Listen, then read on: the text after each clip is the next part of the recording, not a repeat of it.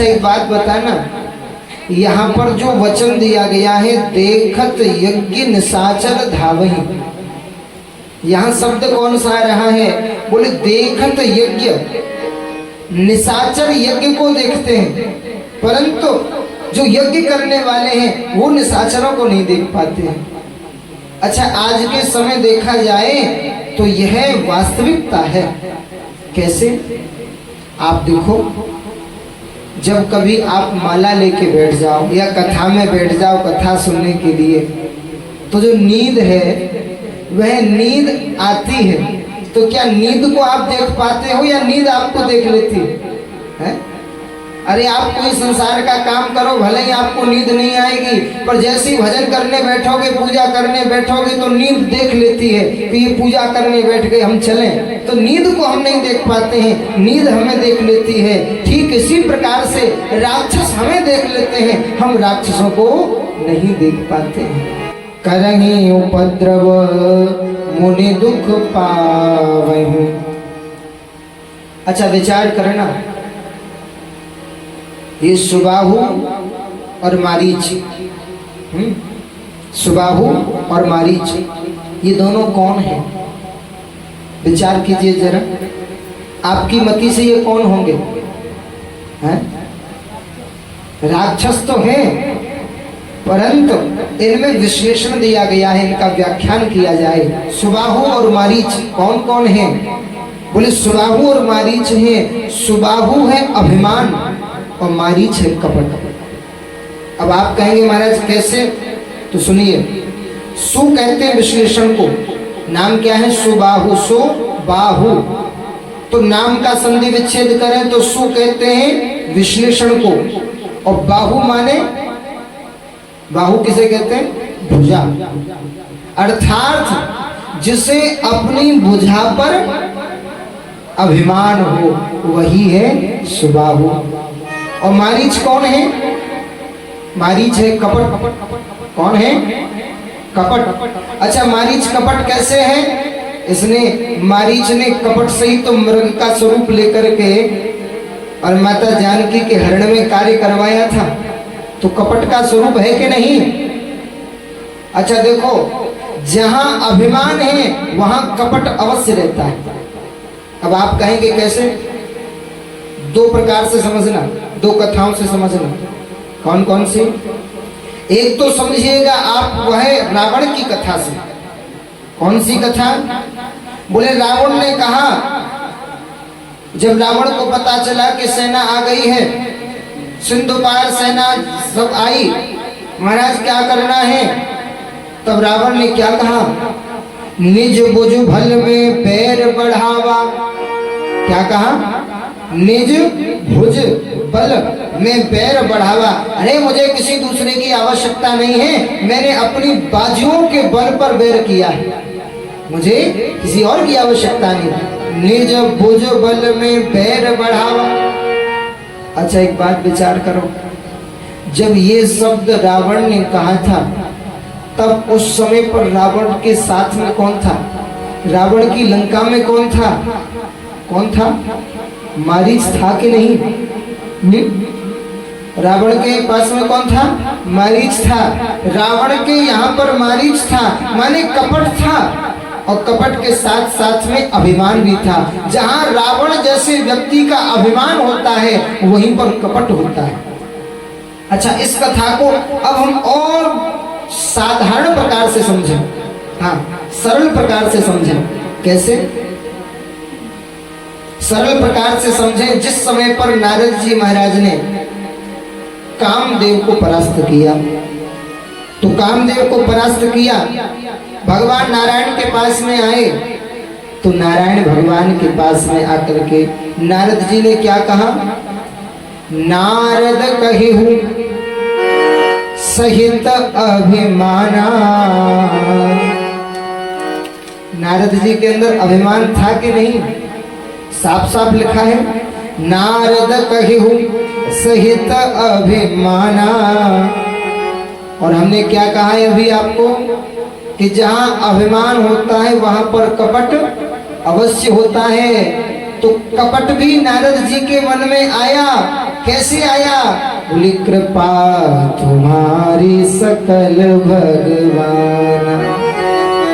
नारद जी ये बात विनम्रता से नहीं कह रहे हैं, बल्कि कपट से कह रहे हैं। मन में तो यही है कि हमने कामदेव को परास्त किया है, परंतु भगवान कहीं नाराज ना हो जाएं, इसीलिए मन में कपट रख करके भगवान से कहा प्रभु सब इसमें आपकी कृपा है। हाँ? नारद कहेहु सहित अभिमाना, कृपा तुम्हारी सकल भगवान।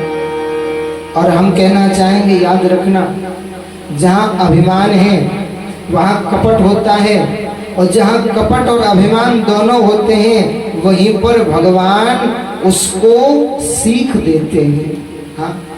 भगवान अभिमान और कपट दोनों को ही नष्ट कर देते हैं, और जिसके अंदर कपट और अभिमान नहीं होता है महाराज भगवान उसे अपने हृदय से लगा लेते हैं। अच्छा, कपट और अभिमान किसके अंदर नहीं होता है? विचार करना जरा, कपट और अभिमान किसके अंदर नहीं होता है मोहनलाल जी? हाँ, भगवान का जो भक्त होता है उसके अंदर कपट और अभिमान नहीं होता है। तो इस बात का भी कोई प्रमाण है? हाँ प्रमाण है। कहाँ पर है महाराज? है नहीं, भरत जी तो हैं, वो तो भगवान के भाई हैं। हाँ, परंतु यहाँ पर देखो एक जगह प्रसंग आता है रामायण में। कैसे? बोले हनुमान जी महाराज। हाँ, हनुमान जी महाराज ने वो कार्य किया। देखो विभीषण जी ने ऐसा कोई कार्य नहीं किया जिससे उनके मन में अभिमान आए। हाँ, विचार करना जरा, है? परंतु हनुमान जी ने कैसा कार्य किया कि जो कार्य अंगद भी नहीं कर पाए। अंगद कहे जाऊं मैं पारा, पर जिए संशय कछु फिरती बारा।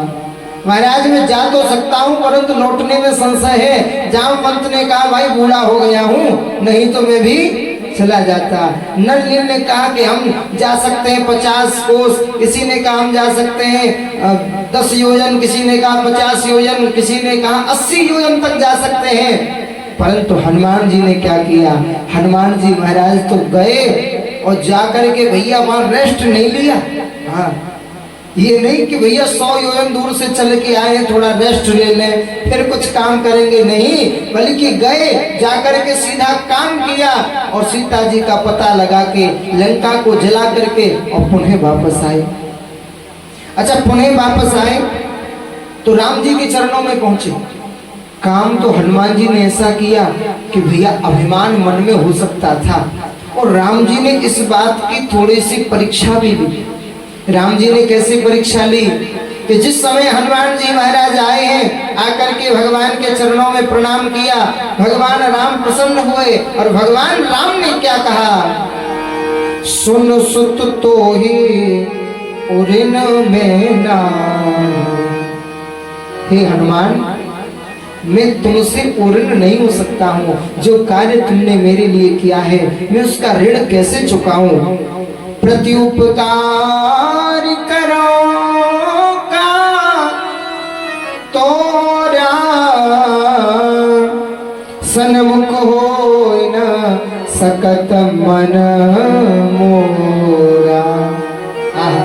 राम जी कहते मैं तेरे उपकार को कैसे चुकाऊंगा भैया? तूने मेरे ऊपर इतना उपकार किया है, मैं तेरे इस उपकार को कैसे चुका सकता हूँ? तो हनुमान जी महाराज की बड़ाई की। हाँ, राम जी ने हनुमान जी की बड़ाई की। तो सुन प्रभु बचन बिलोक मुख। अच्छा एक बात बताओ, कोई बड़ा व्यक्ति आपकी महिमा करे, थोड़ी सी प्रशंसा करे, तो आपका थोड़ा सा संकोच से सिर नीचे झुक जाता है, आंखें नम हो जाती हैं, थोड़ा नीचे सिर हो जाता है। पर हनुमान जी ने क्या किया? हनुमान जी ने सिर नीचा नहीं किया। अरे परब्रह्म परमात्मा हनुमान जी की बड़ाई कर रहे हैं, पर हनुमान जी ने सिर नीचा नहीं किया, बल्कि सिर ऐसे उठा करके राम जी को देखने लगे। राम जी बोले हमें क्या देख रहे हो? हनुमान जी ने कहा प्रभु मैं ये देख रहा हूँ कि जैसे आपने मेरी बड़ाई की है, ठीक ऐसे ही किसी और की भी बड़ाई की थी। हाँ, किसकी बड़ाई की थी? नारद जी महाराज की। और कैसे बड़ाई की थी? रूप बदन कर बचन मृदु, बोले श्री भगवान कि तुमरे सुमिरन ते कटे मोह मार मदमान। तब भगवान ने क्या किया था? बोले वचन तो मीठे थे पर मुंह कैसा था? रूखा। हाँ, रूखा सूखा मुंह था। तो महाराज गलती नारद जी से ये हो गई कि जब आप नारद जी की बड़ाई कर रहे थे तो नारद जी महाराज ने आपके मुंह को नहीं देखा।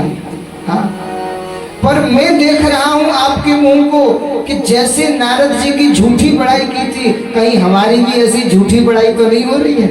हाँ, और हनुमान जी कहते महाराज मैं केवल आपके मुंह को देख ही नहीं रहा हूं बल्कि अपने मुंह को दिखा भी रहा हूं।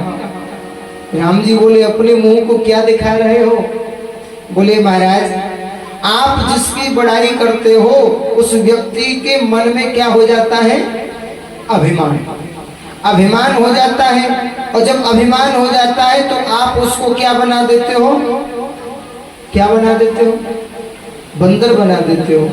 हनुमान जी कहने लगे महाराज जब अभिमान होता है तब आप उसको सीख देने के लिए बंदर बना देते हो, तो इसीलिए मैं अपना मुंह दिखा रहा हूँ। बोले जो तुम बाद में बनाते हो सो तो हम पहले से बने बनाए हैं, अब क्या बनाओगे? हाँ, वो तो हम पहले से बने बनाए हैं महाराज। तो जो भगवान के भक्त होते हैं उनको अभिमान नहीं होता है, परंतु हम कहना चाहेंगे जहां पर भैया अभिमान है वहां कपट अवश्य होता है। सुबाहु और मारीच रहते हैं। आज इन्होंने सुबाहु मारीच ने जब तप को, तपस्या को, यज्ञ को भंग किया और उसी समय बड़ी चिंता मन में हुई विश्वामित्र मुनि के। गाधी तने मन चिंता व्यापी। क्या चिंता हुई? कि हरि बिनु मरहि ननिश्चर पापी। भगवान की द्वारा ही इन निशाचरों का वध होगा, वैसे यह वध नहीं हो सकता है इनका। तो मन में विचार करने लगे कि भगवान कहाँ पर अवतार लेकर के आए हैं, जरा देखें तो सही। उसी समय जैसे ही विश्वामित्र मुनि ने ध्यान में देखा, आहा भगवान ने तो अयोध्या में जन्म ले लिया है, महाराज दशरथ के यहाँ जन्म लिया है। तो विश्वामित्र मुनि ने मन में सोच लिया कि भगवान ने अयोध्या में जन्म लिया है तो मैं जाऊंगा, भगवान को लेकर के आऊंगा और इन राक्षसों का वध करवा के अपनी यज्ञ को पूर्ण करवाऊंगा। इस बहाने जाऊंगा मैं आंसू बहाने के लिए, इस बहाने जाऊंगा आंसू बहाने के लिए, इस बहाने आंसू बहाने के लिए। प्रभु की दी हुई जिंदगी में, प्रभु की दी हुई जिंदगी में, आप प्रभु को पाने के लिए, प्रभु की दी हुई जिंदगी में, प्रभु को पाने के लिए इस बहाने जाऊंगा। शब्दों पर ध्यान देना। विश्वामित्र मुनि मन में कहने लगे कि जा कहूंगा आपने घर में मुझे बुलवा लिया। हे प्रभु आपने मुझे घर पे बुलवा लिया, महलों में बुलवा लिया। अरे जिन महलों का मैंने त्याग किया है आपके पीछे में बाबाजी बना हूं, क्योंकि विश्वामित्र मुनि क्षत्रिय अंश से उत्पन्न थे और एक राजा के पुत्र, ये भी राजा थे महाराज विश्वामित्र जी। हाँ, परंतु भगवान की प्राप्ति के लिए, यज्ञ करने के लिए, उद्धार करने के लिए इन्होंने राज्यपाट सब छोड़ दिया। इन्होंने सोचा कि भगवान कहाँ मिलते हैं, जंगल में मिलते हैं, इसीलिए जंगल में चलो। पर विश्वामित्र मुनि मन में सोचने लगे, वाह प्रभु, मैंने आपके पीछे घर को छोड़ दिया, महलों को छोड़ दिया, और हमें क्या पता था कि आप तो महलों में ही आते हो, महलों में जन्म लेके आए हो। पर याद रखो, तुम्हारे पीछे मैंने अपना घर छोड़ दिया है, तो तुम्हें भी मैं घर में रहने नहीं दूंगा। जा कहूंगा आपने घर में मुझे बुलवा लिया, पर किंतु आया मैं तुम्हें, हाँ किंतु आया मैं तुम्हें वन में बुलाने के लिए, किंतु आया मैं तुम्हें वन में बुलाने के लिए। इस बहाने जाऊंगा आंसू बहाने के लिए, इस बहाने जाऊंगा आंसू बहाने के लिए, इस बहाने जाऊंगा। और मन में विचार करते हुए जा रहे हैं। क्या मन में विचार आया? राम लक्ष्मण प्राप्त कर इस जग से कहूंगा जोर से, मैं राम लक्ष्मण प्राप्त कर इस जग से कहूंगा जोर से। क्या कहूंगा? अरे आज जमाने आजमा, अरे आज जमाने आजमा, अरे आजमाने के लिए, आजमाने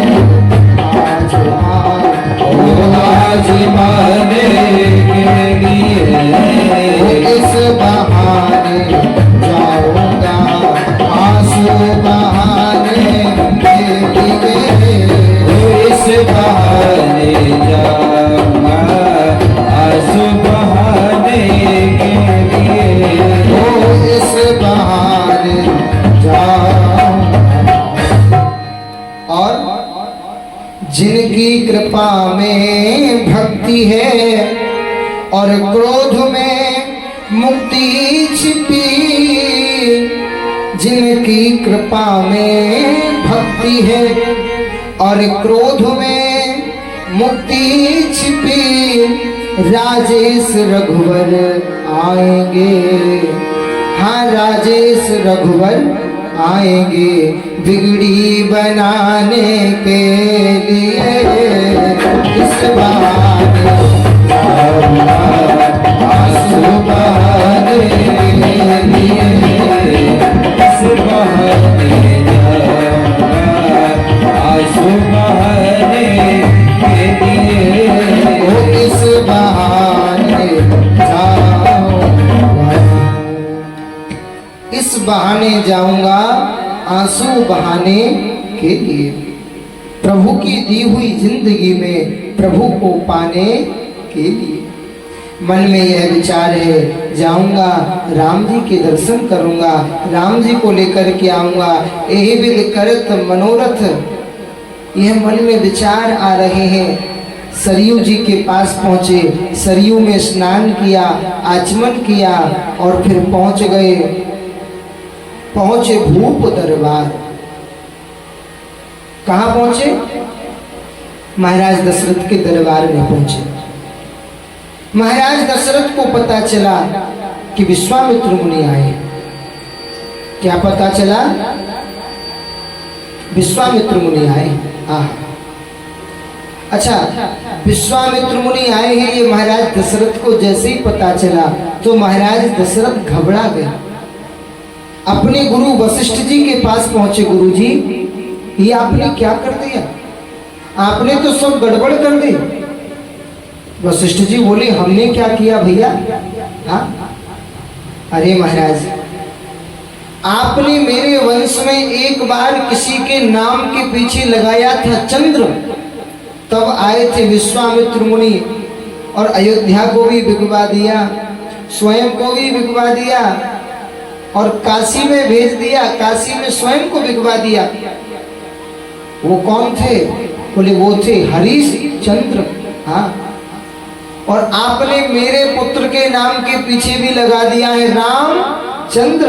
और अब भी विश्वामित्र मुनि आए हैं, महाराज आप जब जब हमारे वंश में किसी के नाम के पीछे चंद्र लगाते हो, ये विश्वामित्र मुनि जरूर आते हैं, और ये आते हैं कुछ ना कुछ गड़बड़ करते हैं।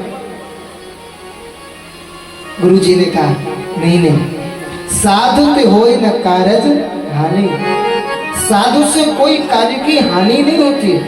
हाँ, संत तो भैया वृक्ष कबहु न फल बखे, नदी न उछबे नीर, अरे परमार्थ के कारण भैया साधु न धर्या शरीर।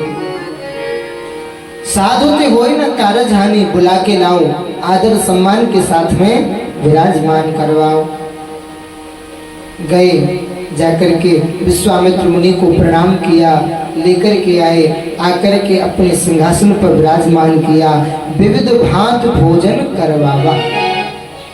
देखो संत आ जाए, अतिथि आ जाए तो हमारा शास्त्र कहता है अतिथि देवो भव।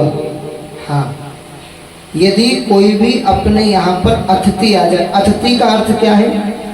अतिथि का अर्थ होता है अतिथि जिसकी कोई अमाने नहीं, तिथि जिसकी कोई तिथि नहीं हो, वही है अतिथि। अच्छा, कोई आ रहा है आपके रिश्तेदारी में से, तो वो तो फोन करके आएगा भैया हम आ रहे हैं।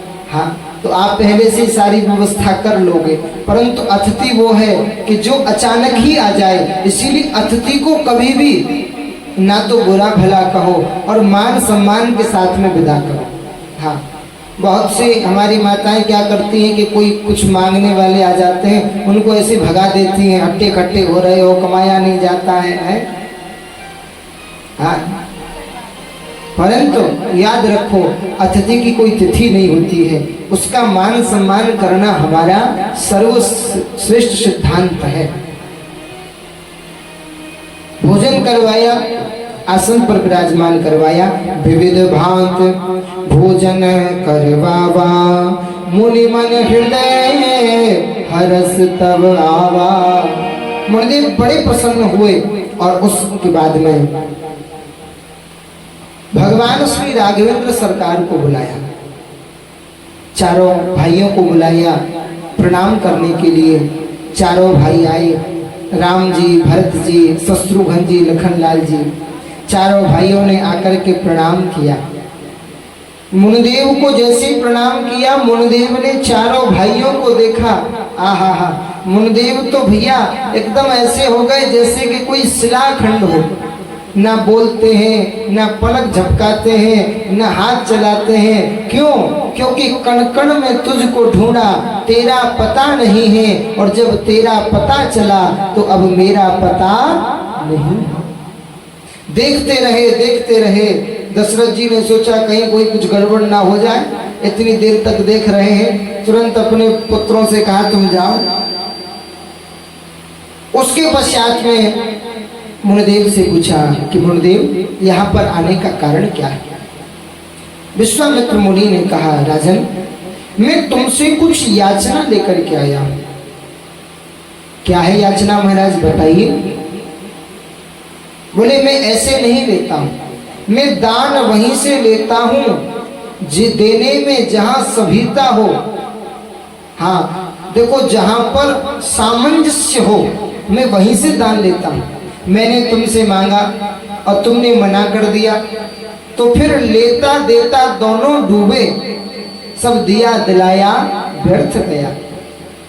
मेरा मांगना भी व्यर्थ हो जाएगा और तुम्हारा ये दे दूंगा, ये देना ये भी व्यर्थ हो जाएगा।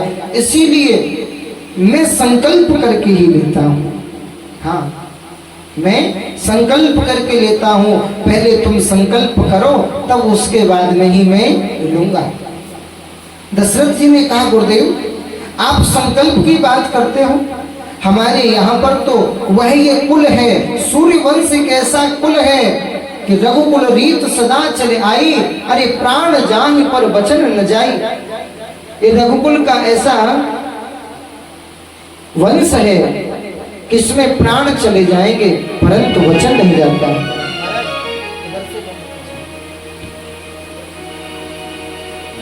आप मांगिए, आपको क्या चाहिए? बोले मैं आपसे आपके पुत्र लेने के लिए आया। हाँ, पुत्र? कौन से पुत्र? राम और लक्ष्मण, ये दोनों मुझे चाहिए।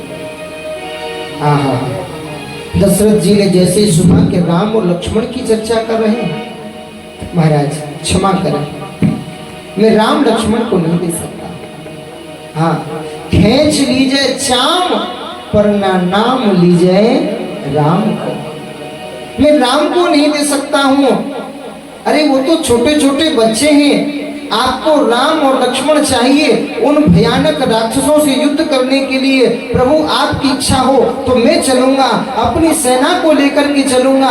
अरे मैं अकेला ही आपके यज्ञ को पूर्ण करवा दूंगा, उन राक्षसों का वध कर दूंगा, पर राम को मत मांगिए। विश्वामित्र मुनि ने कहा कि मुझे मारने वाले नहीं, मुझे तो मारने के साथ साथ तारने वाले की जरूरत है। मारने के लिए तो मैं भी समाप्त कर सकता था। एक संकल्प में मैं सुबाहु मारीच ताड़का सबको मार सकता था, पर मारने वाले के साथ साथ तारने वाले को भी लेने आया। अच्छा महाराज, तारने वाले को? हाँ, तो मेरे यहाँ तारने वाला कौन है? विश्वामित्र मुनि ने कहा कि अच्छा तुम्हें नहीं पता कि तुम्हारे यहाँ तारने वाला कौन है? अरे आपन गुरु से पूछो नरेश, तुम्हारे घर प्रगटे सर्वेश। यदि तुम्हें नहीं पता है तो अपने गुरुजी से पूछ लो। हाँ, अपने गुरुजी से पूछ लो तारने वाले तुम्हारे यहाँ आए हैं कि नहीं। अरे आपन गुरु से पूछो नरेश, तुम्हारे गृह प्रगटे सर्वेश। अरे पूर्ण ब्रह्म सगुण भय राम, मनुज तन धारी, जगत में तोहरा नाम रहे।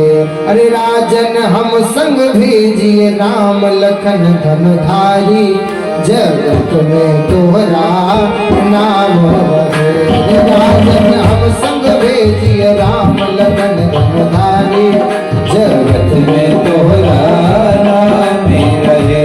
राजन हम संग भेजिए, राम लखन धन धारी, जगत में तोहरा नाम रहे। राजन हम संग भेजिए, राम लखन धन धारी, जगत में तोहरा नाम रहे। अरे तुम्हें नहीं पता तो तुम जाओ अपने गुरुजी से पूछ लो, तुम्हारे गुरुजी महाराज सब बता देंगे। हाँ, दशरथ जी महाराज मैं नहीं दे सकता, अपने पुत्रों को नहीं दे सकता। विश्वामित्र मुनि ने कहा, क्या कहा? पुत्रों को नहीं दे सकते? अभी तो कह रहे थे महाराज जो चाहिए सो ले जाना, आपके कहने में देर होगी, मेरे देने में देर नहीं होगी, रघुकुल रीत सदा चले आई। अरे अभी तो तुम ऐसी ऐसी प्रशंसा अपने कुल की कर रहे थे, और जब मांगने की बारी आई तो तुम कहते हो कि मैं नहीं दूंगा। अरे देहि के बचनवा काहे हो, देहि के बचनवा काहे, अरे करल मनन वाहे, रघुवंशी राजा कर कछुआ तुम्हें विचार हो। रघुवंशी राजा कर कछुआ तुम्हें विचार हो। रघुवंशी राजा मान ले कहन बात